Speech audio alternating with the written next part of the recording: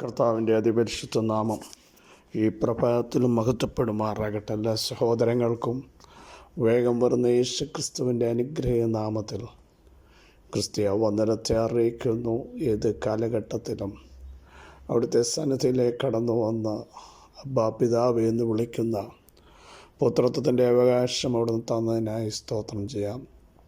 ദാവീദ് പറയുന്നത് പോലെ ഞാൻ യഹോവയെ എല്ലാ കാലത്തും വാഴ്ത്തും. സാഹചര്യങ്ങൾ പ്രതികൂലമായപ്പോഴും, ഓടിപ്പോകേണ്ട സാഹചര്യം വന്നപ്പോഴും, ജീവൻ അപകടത്തിലായപ്പോഴും യഹോവയെ വാഴ്ത്തുവാൻ തയ്യാറായപ്പോൾ ദൈവം തനിക്ക് വേണ്ടി ഇറങ്ങി വന്നു.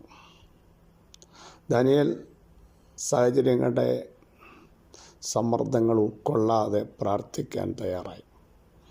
ദൈവം എഴുന്നേറ്റ് വന്നില്ലേ? പത്മോസിൽ കർത്താവിൻ്റെ കര ഇറങ്ങിയില്ലേ? എവിടെ എതിരുകൾ വരുന്നോ അവിടെ സ്തോത്രം ചെയ്യണം, അവിടെ ദൈവത്തിന് നന്ദി പറയണം. പൗലോസ് നോക്കൂ, ശക്തമായ പ്രതികൂലങ്ങളുടെ നടുവിൽ നിന്നും കർത്താവ് യേശുക്രിസ്തു മുഖാന്തരം ഞങ്ങൾക്ക് ജയം നൽകുന്ന ദൈവത്തിന് സ്തോത്രമെന്ന് പറയുന്നത്. കാരണം പരാജയപ്പെട്ട മരിച്ച ഒരു കർത്താവിനെ അല്ല താൻ സേവിക്കാൻ, മരണത്തെ ജയിച്ച, മരണത്തിൻ്റെയും പാതാളത്തിൻ്റെയും താക്കോൽ കൈവശമുള്ളവനായി ആരുമടയ്ക്കാതെ വണ്ണം തുറക്കുകയും ആ ദിവസം വരെ കാക്കാൻ ശക്തനെന്ന് ഉറപ്പിച്ച ദൈവത്തിൻ്റെ വചനത്തിൻ്റെ ശബ്ദം തൻ്റെ അകത്തളങ്ങളിൽ മുഴങ്ങിയത് കൊണ്ടാണ് പ്രതികൂലങ്ങളെ വകവെക്കാതെ പൗലോസ് മുമ്പോട്ട് പോയത്. ഒത്തിരി പ്രശ്നങ്ങൾ തനിക്ക് നേരിടേണ്ടി വന്നു. എന്നാൽ ശക്തനാക്കുന്ന ഒരു ദൈവത്തിൻ്റെ കരം തനിക്ക് അനുഭവിപ്പാൻ ബലഹീനതയിലും ഇടയായിത്തീർന്നു. നമ്മുടെ ജീവിതയാത്രയിൽ പ്രതിസന്ധികൾ വരും, രോഗങ്ങൾ വരും, ശക്തമായ വെല്ലുവിളികൾ വരും. എന്നാൽ അതിൻ്റെ നടുവിലും ഞാൻ നിന്നോട് കൂടെയുണ്ട്. എപ്പോഴാണ്? ലോകത്തിൻ്റെ അവസാനം വരെ കൂടെയുണ്ട്. ഞാൻ നിങ്ങളെ അനാഥരായി കൈവിടത്തില്ല. ഞാനാകുന്നവൻ ഞാനാകുന്നു എന്ന് അരുളി ചെയ്തത് നമ്മുടെ വാഴ്ത്തപ്പെട്ട കർത്താവ് മാത്രമേ ഉള്ളൂ. ലോകത്തിൻ്റെ അവസാനത്തുള്ള ഒരു വ്യക്തിക്കും കൂടെ ഇരിക്കാൻ പറ്റില്ല. കുരൽ താഴ്വര വരുമ്പോഴും ദൈവം പറഞ്ഞു, ഞാൻ നിന്നോട് കൂടെ ഇരിക്കും. അതുകൊണ്ടാണ് ദാവീദ് പറയുന്നത്, ഞാനൊരനർത്ഥവും ഭയപ്പെടാത്തത്. അനർത്ഥം വന്നില്ലെന്നല്ല, ഒത്തിരി സാഹചര്യങ്ങൾ തകർത്ത് കളയുവാൻ ജീവന് നേരെ ഡയറക്റ്റ് എതിർ ശക്തികൾ ആഞ്ഞടിച്ചില്ലേ? അവിടെയൊക്കെ ദൈവത്തിൻ്റെ വാഗ്ദത്തമുള്ളവനെ ദൈവം പിടിച്ചു നിർത്തി ദൈവത്തിൻ്റെ കരത്തിൽ വഹിച്ചു. അതുകൊണ്ടാണ് സങ്കീർത്തനം, ശത്രു അവനെ തോൽപ്പിക്കുകയില്ല, വഷളൻ അവനെ പീഡിപ്പിക്കുകയില്ല, എൻ്റെ ഭുജം അവനെ ബലപ്പെടുത്തുമെന്ന് വചനത്തിൽ വായിക്കുന്നത് നിങ്ങൾ ശ്രദ്ധിക്കണം. ഏതൊക്കെ എതിര് വന്നാലും എതിരാളികൾ വന്നാലും പൗലോസ് പറയും, എതിരാളികൾ പലരുമുണ്ട്, ഇല്ലെന്നല്ല, എങ്കിലും വിശാലവും സഫലമായൊരു വാതിൽ എനിക്ക് തുറന്ന് വെച്ചിരിക്കുന്നു. സഹോദരങ്ങളെ, എതിരുകളും എതിരാളികളും ഉണ്ടെങ്കിലും അതിൻ്റെ നടുവിൽ തുറക്കുന്ന ഒരു വാതിലുണ്ട്.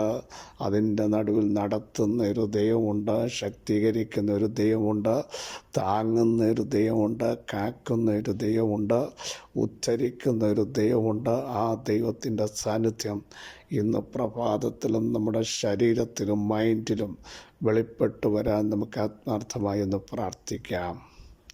തങ്ങൾ ഏകാഗ്രചിത്തന്മാരായിരിക്കുന്നവർക്ക് വേണ്ടി തന്നെ താൻ ബലവാനെന്ന് കാണിക്കേണ്ടതിന് അവിടുത്തെ കണ്ണുകൾ നമ്മളെ നോക്കിക്കൊണ്ടിരിക്കുന്നതിനാൽ നന്ദി നിറഞ്ഞ ഹൃദയത്തോടെ സ്തോത്രം ചെയ്യാം. ദൈവം നമ്മളെ നോക്കുന്നുണ്ട് കേട്ടോ. ആരും നോക്കിയില്ല, എന്നെ നോക്കാൻ ആരുമില്ല, എന്നെ കാണാൻ ആരുമില്ല, എന്നെ അറിയാൻ ആരുമില്ലെന്ന് ഇനി പറയരുത്. ദൈവം നമ്മെ നോക്കുന്നു. സ്തോത്രം. ആ ദൈവം നോക്കിയാൽ ഒരു ദുഷ്ടശക്തിക്കും നമ്മളെ തൊടാൻ പറ്റില്ല.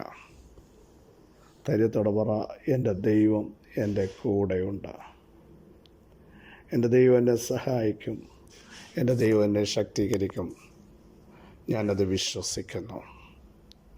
വിശ്വസിക്കുന്നവർ ലജ്ജിച്ചു പോകുകയില്ല, വിശ്വസിക്കുന്നവർ ഓടിപ്പോകുകയില്ല, വിശ്വസിക്കുന്നവർ ഉറച്ചു നിന്ന് ദൈവം നൽകുന്ന പ്രവൃത്തികളെ വർണ്ണിക്കാൻ, ദൈവം നൽകുന്ന വിടുതലുകളെപ്പറ്റി ഘോഷിക്കാൻ അവരെ ഉപയോഗിക്കാൻ പോകുകയാണ്. എല്ലാവരും ഒന്ന് സ്തോത്രം ചെയ്തിട്ട് പറ, ഞങ്ങൾ ഉറച്ചു നിന്ന് ദൈവത്തിൻ്റെ പ്രവൃത്തികളെ വർണ്ണിക്കാൻ പോകുകയാണ്. ഹോവേ, അങ്ങ് ചെയ്ത അത്ഭുത പ്രവൃത്തികൾ ഞങ്ങൾക്ക് വേണ്ടിയുള്ള അങ്ങയുടെ വിചാരങ്ങൾ വളരെയാകുന്നു. ഞാൻ അവയെ വിവരിച്ചു പ്രസ്താവിക്കുമായിരുന്നു. എണ്ണിക്കൂടാതെ വണ്ണം അധികമായ ദൈവപ്രവൃത്തിക്കായി നമുക്ക് നന്ദി നിറഞ്ഞ ഹൃദയത്തോടെ സ്തോത്രം ചെയ്യാം. ദൈവത്തെ മഹത്വപ്പെടുത്താം. 145 സങ്കീർത്തനം 14 വാക്യം. വീഴുന്നവരെയൊക്കെ യഹോവ താങ്ങുന്നു, കുനിഞ്ഞിരിക്കുന്നവരെയൊക്കെയും അവൻ നിവർത്തുന്നു. 1 താങ്ങുന്നു, 2 നിവർത്തുന്നു. വീഴുന്നവരെ താങ്ങാൻ ഒരു മനുഷ്യനും കഴിയത്തില്ല. മനുഷ്യർ മാറിപ്പോവും. ദാവീദ് പറയുന്നു, എൻ്റെ ദൈവമായ രാജാവേ, ഞാൻ അങ്ങയെ പുകഴ്ത്തും. നാൾതോറും ഞാൻ നിന്നെ വാഴ്ത്തും. അവിടുത്തെ മഹിമ അഗോചരമാണ്. തലമുറയോട് അങ്ങയുടെ ക്രിയകളെ പുകഴ്ത്തി അങ്ങയുടെ വീര്യപ്രവൃത്തികളെ ഞാൻ പ്രസ്താവിക്കും. നിൻ്റെ അത്ഭുത കാര്യങ്ങളെ ഞാൻ ധ്യാനിക്കും. നിൻ്റെ ഭയങ്കര പ്രവൃത്തികളുടെ ഓർമ്മയെ ഞാൻ പ്രസിദ്ധമാക്കും. എന്നിട്ടാണ് പറയുന്നത്, വീഴുന്നവരെ ഒക്കെ യഹോവ താങ്ങും. വീഴ്ചയിൽ സന്തോഷിക്കുന്ന ഒത്തിരി ആളുകളുണ്ട്. വീഴുന്നത് കണ്ട് സന്തോഷിക്കുന്ന ആളുകളുണ്ട്. അതുകൊണ്ടാണ് ദാവീദ് പറയുന്നത് 41 അവൻ കിടപ്പിലായി, ഇനി എഴുന്നേൽക്കില്ല. കിടന്നു പോയി. കാണാൻ നിൽക്കുന്ന വലിയൊരു സമൂഹം, കിടക്കയിലൊരു മനുഷ്യൻ കിടക്കുക, ഇനി എഴുന്നേൽക്കത്തില്ല. തീർന്നു, വീണു, ദുർവ്യാധി പിടിച്ചു. നമ്മളെ നോക്കി പറയില്ല, ഇനി അവർക്കൊരു എഴുന്നേറ്റില്ല, തീർന്നു, എൻഡിലേക്ക് വന്നു. പക്ഷേ അവിടെ താങ്ങുന്ന ഒരു ദൈവമുണ്ട്. ഇനി എഴുന്നേൽക്കത്തില്ലെന്ന് നിങ്ങളെയും നിങ്ങളുടെ തലമുറകളെയും നോക്കി ആരൊക്കെ പറഞ്ഞാലും പറ, ഞങ്ങൾ വീണാലും താങ്ങുന്ന ഒരുവനുണ്ട്. അതുകൊണ്ടാണ് തിരുവഴുത്ത് പറഞ്ഞ, വീണു എങ്കിലും ഞങ്ങൾ വീണ്ടും എഴുന്നേൽക്കും. കാരണം കീഴേ ശാശ്വതമായൊരു ഭുജമുണ്ട് പ്രിയരെ.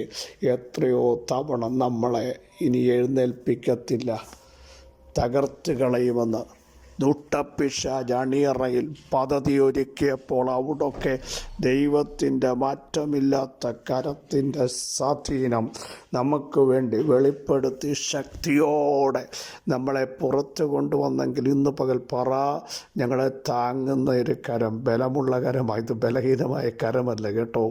ഈ കരത്തിൽ നമ്മൾ സുരക്ഷിതരാണ്.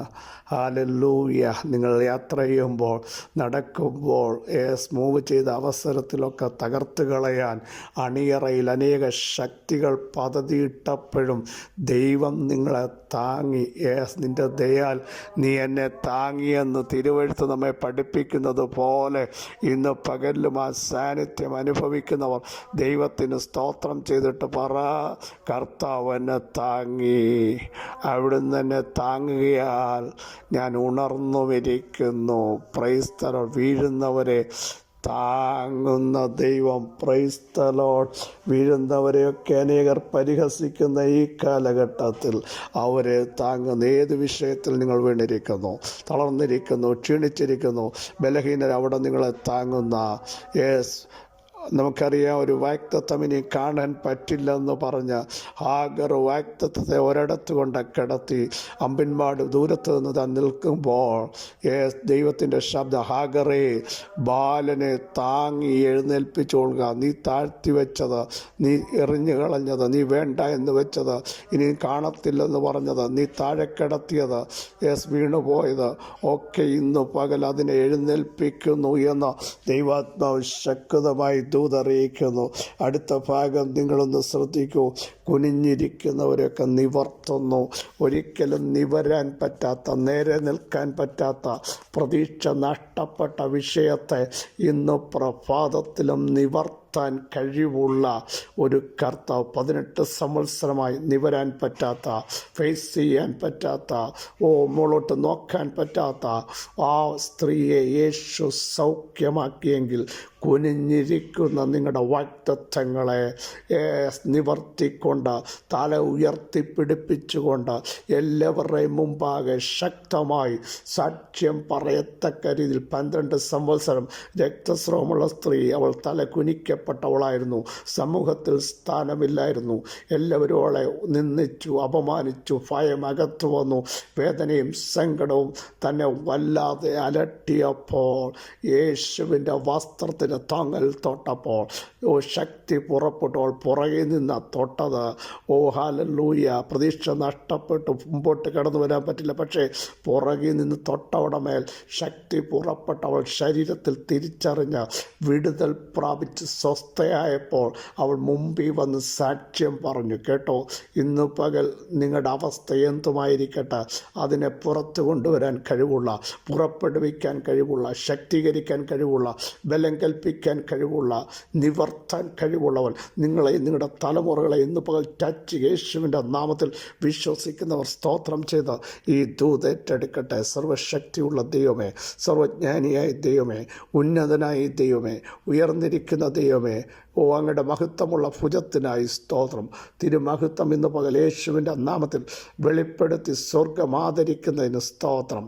കുനിഞ്ഞിരിക്കുന്നവരെ നിവർത്തുന്ന ദൈവം, വീഴുന്നവരെ താങ്ങുന്ന ദൈവം, ഏകാഗികളെ കുടുംബത്തിൽ വസിക്കുമാറാക്കുന്ന ദൈവം, ബദ്ധന്മാരെ വിടുവിച്ച് സൗഭാഗ്യത്തിലാക്കുന്ന ദൈവം ഞങ്ങളുടെ കൂടെ ഉള്ളതിനാൽ ഇന്ന് പകൽ നന്ദി പറയുന്നു. ജനം വിടുതലിലേക്ക് നയിക്കട്ടെ, സൗഖ്യം വ്യാപരിക്കട്ടെ, ബലം പ്രാപിക്കട്ടെ, വീണ ചിലർ എഴുന്നേൽക്കട്ടെ, തളർന്നു പോയ ചിലർ എഴുന്നേൽക്കട്ടെ, ശക്തിയില്ലാത്തവർ ശക്തി പ്രാപിക്കട്ടെ, ക്ഷീണിച്ചിരിക്കുന്നവർക്ക് ബലം കൽപ്പിക്കുന്ന പകൽക്കാലമാകട്ടെ, അടഞ്ഞത് തുറക്കട്ടെ. പരിശുദ്ധാത്മാവിൻ്റെ സാന്നിധ്യം തന്നെ ജനത്തിൻ്റെ മേൽ ഇന്ന് പകൽ ടച്ച് ചെയ്യണം. ഇന്ന് നടക്കേണ്ട വിഷയം എങ്ങനെയായിത്തീരും, ആര് സംസാരിക്കുമെന്ന് ചിന്തിക്കുന്ന ചില വിഷയത്തിന്മേൽ സ്വർഗം തീർപ്പ് കൽപ്പിച്ചിരിക്കാൻ സ്തോത്രം. ചില ഹൃദയങ്ങളോട് ദൈവം ഇടപെട്ടിരിക്കാൻ സ്തോത്രം. വഴികൾ ഓപ്പണാക്കിയിരിക്കാൻ സ്തോത്രം. തിരുമഹത്വം ഇറങ്ങിയിരിക്കാൻ സ്തോത്രം. യേശുവിൻ നാമം തന്നെ ആമേൻ, ആമേൻ. ക്രിസ്തു വാത്സല്യ സഹോദരങ്ങളെ, ധൈര്യത്തോടെ മുമ്പോട്ട് പോകൂ. വീഴുന്നവരെയൊക്കെ താങ്ങുന്ന ഒരു ദൈവം, ബലമുള്ളൊരു ഭുജം നമുക്ക് വേണ്ടിയുണ്ട്, നിവർത്തുന്നവരും നമ്മോട് കൂടെ ഉണ്ടാകും. ഈ വചനങ്ങളെല്ലാം അവിടെ സഹായിക്കട്ടെ. ക്രിസ്തുവിൽ നിങ്ങളുടെ സഹോദരൻ പാസ്റ്റർ ബെഞ്ചമിൻ.